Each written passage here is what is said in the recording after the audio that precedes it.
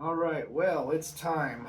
Uh, I've been sick, so please, my voice is not 100%. But being sick the past couple of days did give me some time to do some heavy reading because I didn't have anything else to do. So this is part two of Lord of the Rings. I finished the book, finished my third read of this novel. I already talked about this before. This is the edition I got back in the year 2000 from the science fiction book club.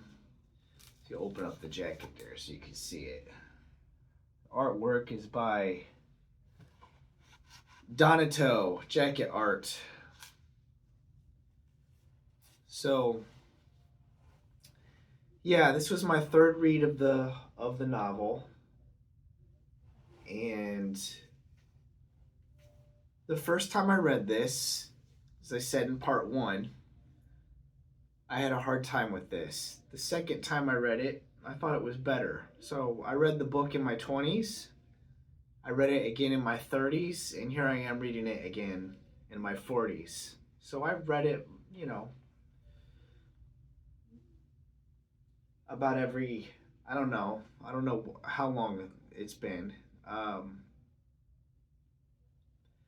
I probably read it once about every 6 or 7 years, is what I'm pacing right now. But yeah,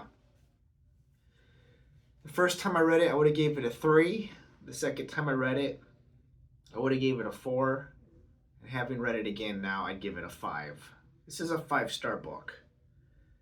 I think it's a book that grows on you with age. Maybe it's just life experience. I don't know. It just seems to be a richer experience every time I read it. But I don't really want to give a book review per se, because everybody's talked about this as a book and given a book review. You can go on and find a whole bunch of booktubers talking about Tolkien, and I'm no Tolkien expert. I'm not an expert. I don't understand the legendarium of Middle Earth. Like, I haven't read the Silmarillion. I don't sit around with, I don't go on wikis and investigate and read about all these characters and whatnot. But I just wanted to say, what changed? Like, I'm trying to figure out what enriched the experience for me and why did I like it so much this time as compared to other times I've read it. And what is the enduring quality of this novel? Like, why do people like Lord of the Rings? These are some of the things I've been thinking about. So, number one, why did my experience of this become so much more enriched this time around as compared to times past? I think it has to do with me reading so much ancient literature this year. I read the Iliad this year. And I've been reading quite a bit of Arthurian romance literature. I read Robert de Boron, Merlin and the Grail, which is a medieval text. I read Sir Gawain and the Green Knight. Actually, read the Tolkien translation of that. I read La Morte de Arthur, The Death of King Arthur, earlier this year, back in the spring. And I'm currently reading through Parzival by Wolfram von Eschenbach. I think that reading all those and then delving a little bit into Celtic mythology and reading about texts such as the Mabinogion, which is something that I look forward to reading, has really made me feel a great level of appreciation for Lord of the Rings because it really is borrowing from a lot of pre-established myths and legends. And you can feel it. I mean, how can you read this and not think that Merlin had an impact on Gandalf? First of all, I'm not entirely sure, and again, forgive me because I don't understand the Tolkien legendarium. I don't think that Merlin is human. You read in the book, he doesn't come across as a human being, and it really feels like he's taking from the Merlin mythology. Because if you read Robert de Boron's Merlin and the Grail, Merlin is the offspring of a demon, an incubus, impregnates his mother, so Merlin is born essentially half demon. He's a demon child.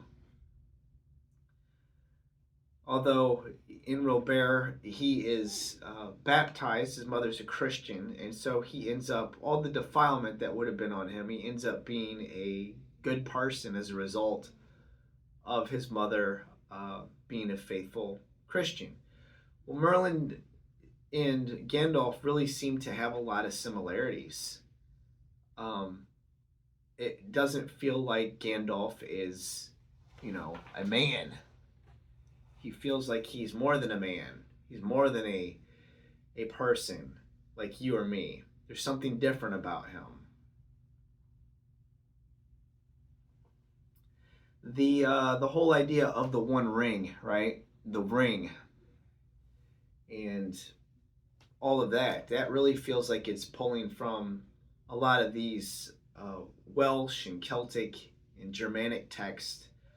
You find lots of stories that have rings in them, and other, mythical objects such as swords that have mythic names. And, for instance, the Aragorn's sword, the broken sword, the sword of kings, it gets reforged. You really feel the connection with that, with stories about swords like Excalibur, the that mythic sword. There's other objects that are, other, what do you want to call these? Relics, I guess you'd call them relics, enchanted items in these fairy tale stories like this, that you see this as a staple of medieval literature. Things like the Holy Grail, things like the Spear of Destiny, the Spear of Longinus. These items that, if the person or the wielder is able to obtain them, they will grant them, great power, or whatever you wanna say about that, like different things. Obviously there's difference between the sword and the stone, Excalibur, um, the Holy Grail, the Spear of Destiny. These are all different items, but the fact is that Tolkien's Middle Earth is populated with these mythic items that are wielded by individuals in the story. So why the enduring power of this? Like, why is this story sticking around? It hasn't faded from memory, right? This is the thing I've been thinking about, and I think it's because it's a classic story of good versus evil. The bad guys are really bad, and the good guys are good.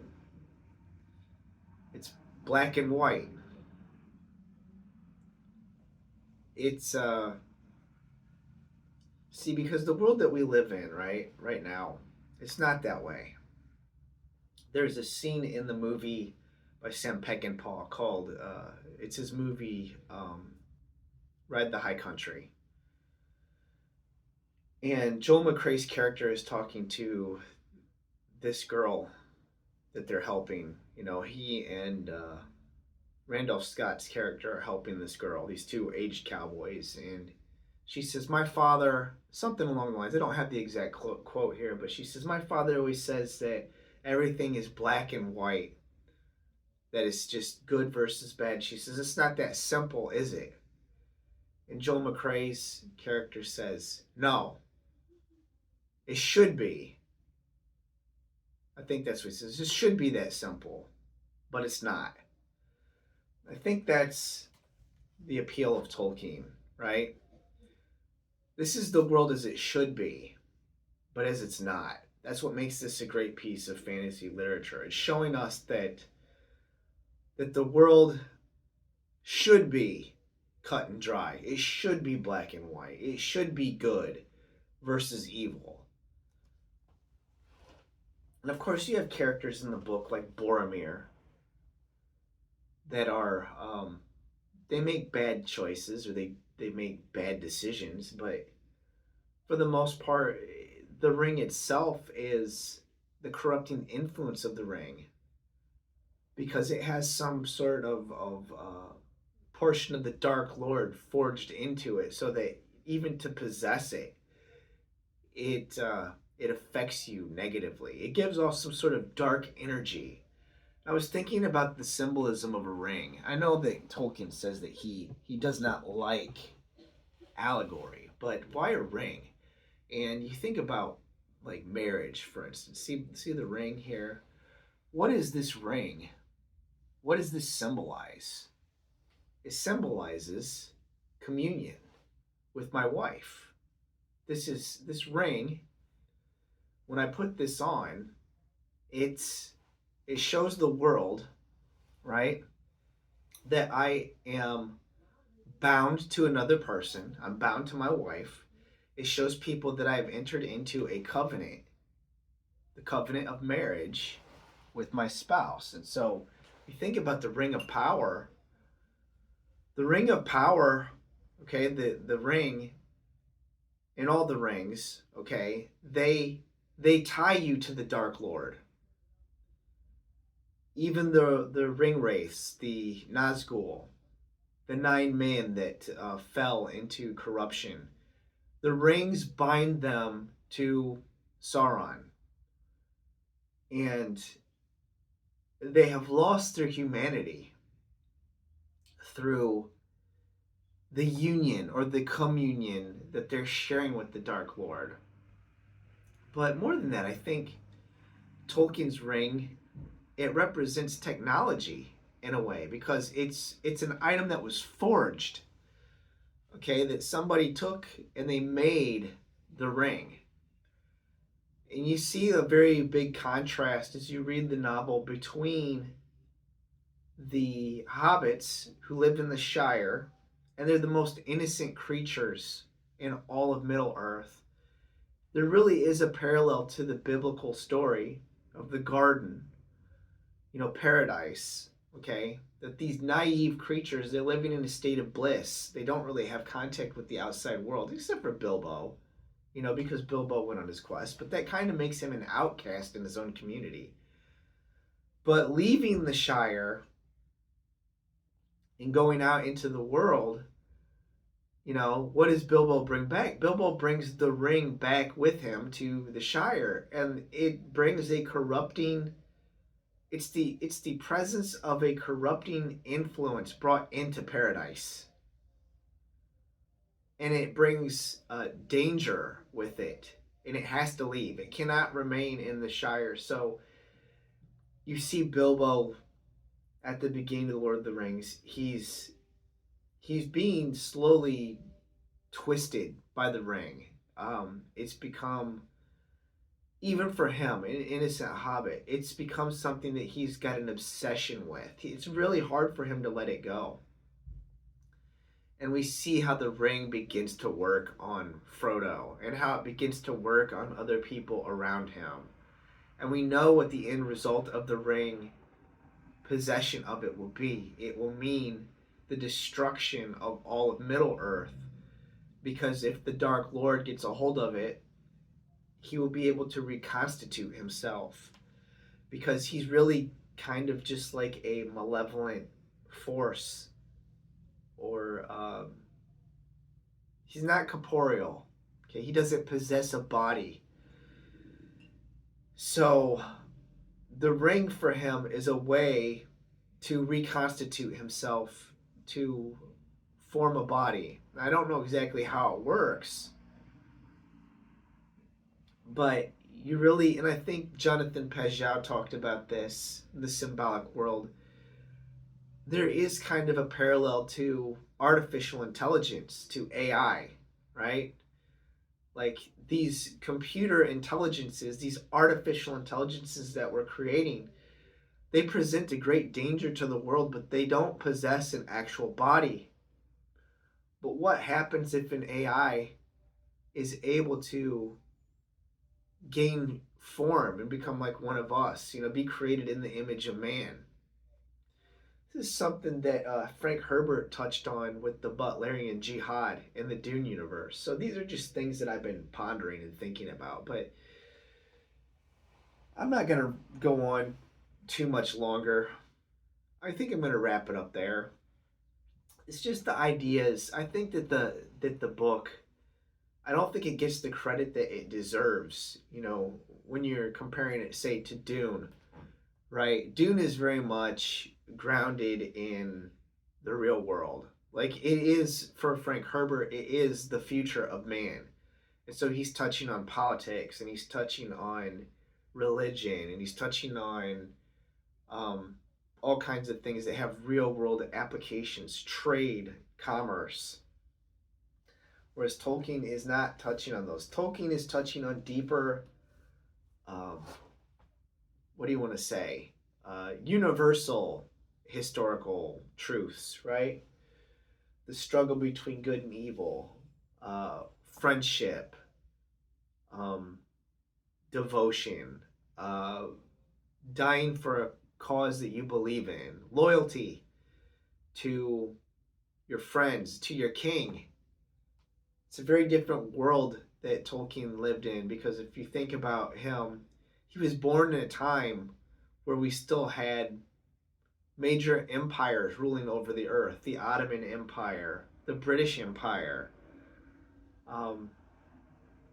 You had the Russian Empire ruled over by a czar. So kings were a literal reality prior to World War One. And World War One, in the aftermath of that, you had the fall and the crumbling of all these empires: the Ottoman Empire, the Austrian-Hungarian Empire, the Russian Empire. They all dissolved. And the British Empire became a shell of what it once was. It's never recovered. Okay? It's very weakened. The phrase that the sun never sets on the British Empire is no more. It's not a true phrase anymore. So, yeah, it was a very different world that Tolkien was living in. I'm going to wrap it up here. I'm going to end this discussion / review. So, if you've never read Lord of the Rings, this is a read. It's a book that you absolutely should read, and I would say reread if it's applicable, if you can, because I think the first time you read it, at least in my case, it didn't really hook me or grab me. When I reread it, it really kind of got down into me more, some of these ideas. And yeah, it's a great piece of mythic world building. It's truly an incredible work, and perhaps I'll read the Silmarillion. Maybe I will. I've got some other things on my reading list to hit first, but I might take a shot at the Silmarillion and try to read it. Anyways, thank you for watching. Have a wonderful day.